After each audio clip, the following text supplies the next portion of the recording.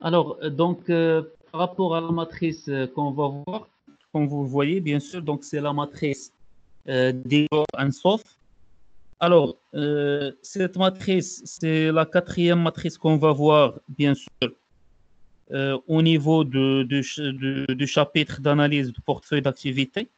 La matrice, elle est beaucoup plus simple par rapport aux autres matrices qu'on a vues, à savoir la matrice BCG, la matrice McKinsey et la matrice ADL. Igor Ansoff, déjà, c'est un marketeur, c'est un économiste, c'est un prof universitaire russe, d'origine russe. Il a créé aussi une matrice. Donc, la matrice, elle ne nécessite pas des calculs. Comme vous voyez, la matrice, elle prend en considération deux critères, le produit et le marché. Au niveau de chaque critère, deux niveaux, soit un produit qui est existant ou un produit qui est nouveau, ou en fonction, bien sûr, du marché qui est existant ou du marché qui est nouveau. C'est-à-dire, on va voir les quatre choix stratégiques, les quatre recommandations qu'on peut faire en fonction de notre produit et notre marché. C'est-à-dire, est-ce qu'on va, donc la stratégie qu'on va suivre au cas, par exemple, d'un produit qui existe déjà, au cas d'un nouveau produit, etc., etc. Alors, comme vous voyez, on a les situations. Prenons, par exemple, la première situation, c'est-à-dire, c'est la stratégie. Quelle est la stratégie qu'on peut faire pour bien développer notre activité si on se base sur le produit qui existe déjà et sur le même marché, c'est-à-dire avec un produit existant et dans un marché existant. Donc, généralement, dans ce cas-là, on parle de ce qu'on appelle pénétration du marché. Pénétration du marché, c'est pas vraiment la même chose que le prix de pénétration. En marketing opérationnel, le prix de pénétration, c'est bien sûr un prix qui est plus faible que les concurrents. Mais non, quand on parle de pénétration du marché, c'est-à-dire des stratégies qu'on va suivre, ou des techniques qu'on va suivre en fonction de notre produit actuel ou le marché actuel. L'objectif, c'est d'augmenter bien sûr les ventes, d'augmenter la part de marché. Bien sûr, qu'est-ce qu'on peut faire maintenant au niveau de la pénétration du marché? Des techniques très simples. Par exemple, on va moderniser l'emballage. On peut, par exemple, ajouter des caractéristiques au niveau du produit. On peut, par exemple, changer le prix. On peut ajouter de nouveaux points de vente. On reste toujours les mêmes produits ou les mêmes marchés. Si on prend maintenant l'exemple de la centrale laitière Danone. Dernièrement, ils ont changé donc l'emballage, ils ont modernisé le produit, ils ont baissé le prix, ils ont fait plus de publicité. L'objectif, c'est de pénétrer plus le marché, de gagner plus de parts de marché. Donc voilà, donc c'est la première situation qu'on a au niveau de la matrice d'Igor-Ansoff. Alors, la deuxième situation, je vais comme quoi parfois pour développer notre offre, qu'est-ce qu'on peut faire? On va créer de nouveaux produits, mais dans le marché ou les marchés existants.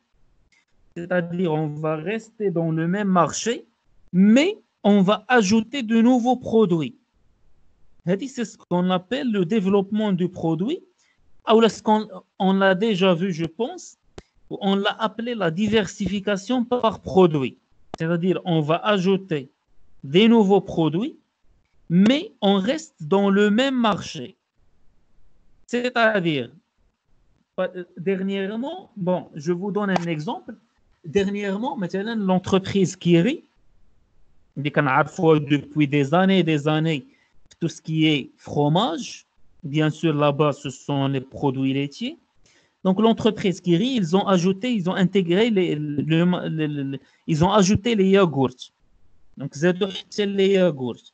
Donc, ils ont resté le même marché, les produits laitiers, mais ils ont ajouté un nouveau type de produit, les yaourts, ou le lait.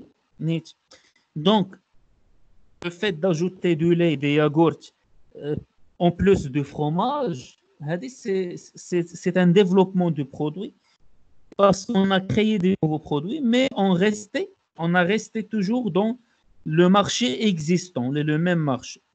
Alors, la situation suivante, c'est le cas quand on va commercialiser les produits existants, mais dans un nouveau marché. C'est-à-dire, donc, je vais garder mon produit, je garde mon ancien produit et je le lance dans un nouveau marché. Alors, dans la situation, on l'a déjà vu, on en a déjà parlé, mais la diversification par marché. C'est-à-dire, on garde les mêmes produits, mais on va se diversifier en attaquant de nouveaux marchés. Alors, le développement de marché, c'est surtout quand on va, par exemple, attaquer de nouvelles zones géographiques. Par exemple, mon produit, ce sont je vais dire comme quoi on fabrique de l'eau minérale ici au Maroc. À un certain moment, on va attaquer le marché algérien avec la même eau minérale. On avait par exemple, on commercialisait la marque de vêtements ici au Maroc. À un certain moment, on va l'exporter en Espagne, par exemple. Donc, c'est un développement de marché. Donc, quand je fais le marché, bien sûr, du point de vue géographique surtout.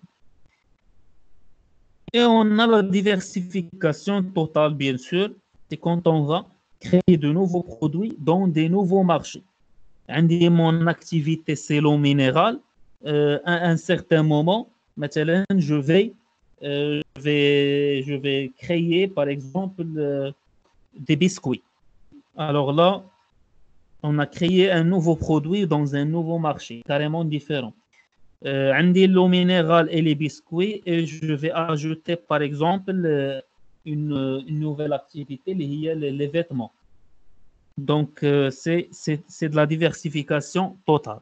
Voilà, donc, les 4 situations qui ont la matrice de Goransov. Donc, comme vous voyez, c'est une matrice qui est assez simple. Donc, le deuxième diapo, donc ça résume un peu tout ce que j'ai dit tout à l'heure par rapport à cette matrice. Donc, la pénétration de marché qui cherche essentiellement à augmenter la part de marché, à augmenter le nombre des clients, à augmenter les ventes. Bien sûr, comment on peut le faire? Comme on a déjà dit, une modernisation de temps à autre du produit, un changement de prix, ajout des nouveaux points de distribution, faire des promotions, etc. Donc tout ça, ça permet de la pénétration du marché avec les produits existants, bien sûr. Le développement des produits, donc, on a déjà dit comme quoi on va, par exemple, faire une extension de gamme, c'est-à-dire ajouter de nouveaux produits, mais toujours on reste dans le même marché. L'extension de marché, c'est quand on cherche des nouveaux marchés externes. Ça peut être par exemple une expansion géographique, c'est-à-dire voilà, on va